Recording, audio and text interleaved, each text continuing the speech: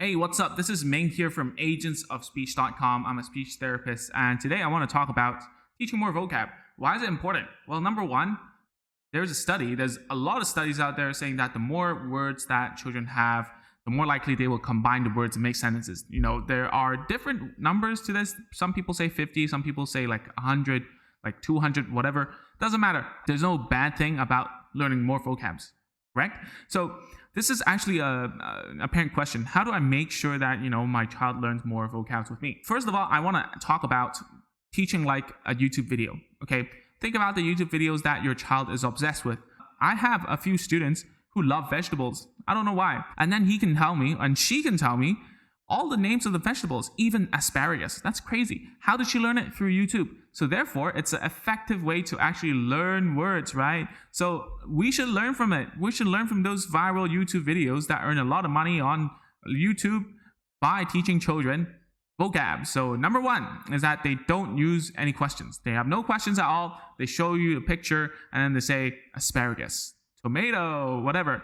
So they don't go like, hey, what is this? Or like, hey, tell me what this is on the screen. Never. They just tell you exactly, just boom, like that, right? So that's the first thing that you need to learn from them. Number two is just keep repeating it.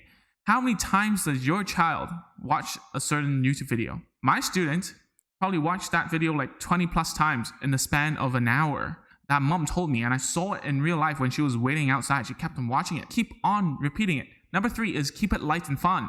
How many times have you tried to teach your son or daughter some words and it becomes like a quiz, right? It's just because we grew up being quizzed a lot doesn't mean when we teach children it needs to be like a quiz. So look at those YouTube videos. How did they make it fun?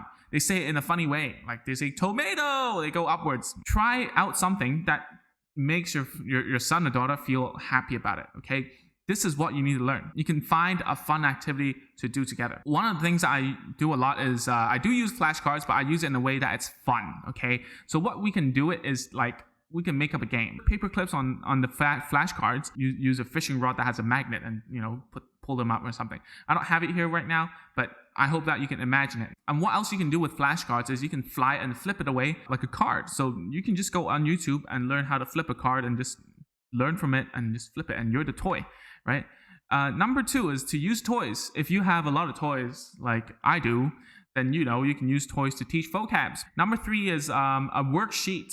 One particular parent showed me that using worksheets and circling is actually a good idea, right? It's actually a good idea because the child likes it. It's like playing a game on iPad. Like you see something and then they circle it, right?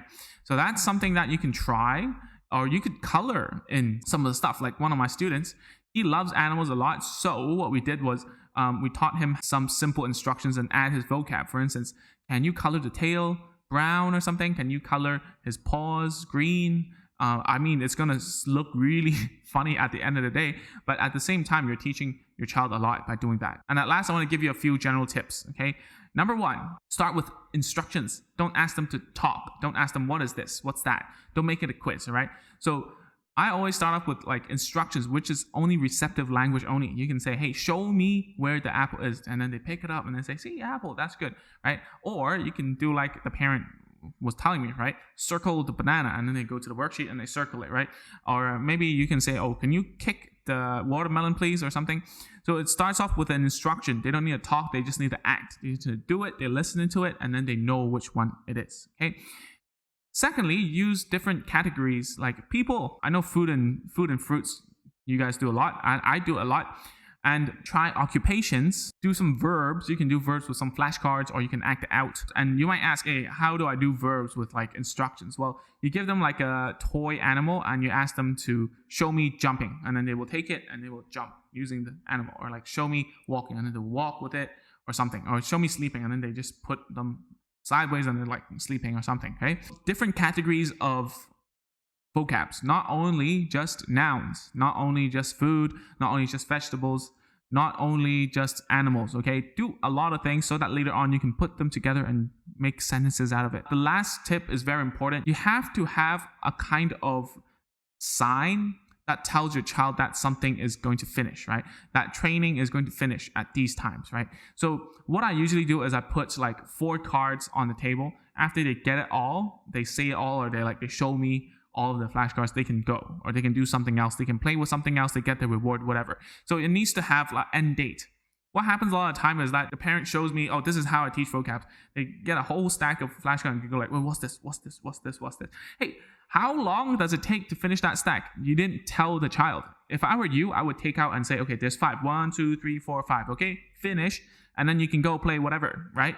You gotta let them know. If you don't let them know, they're gonna go crazy. So with that said, this is all I want to share with you. If you haven't, you can go to agentsofspeech.com/checklist. That's a checklist for all the tools and tips and toys actually that I recommend to you if you want to start home therapy right now because of the pandemic or for whatever reason. And that's the end of this video. Let me know in the comment section below about what you think about these tips, and tell me if you have any questions, right? I'll see you in the next video real soon. Bye.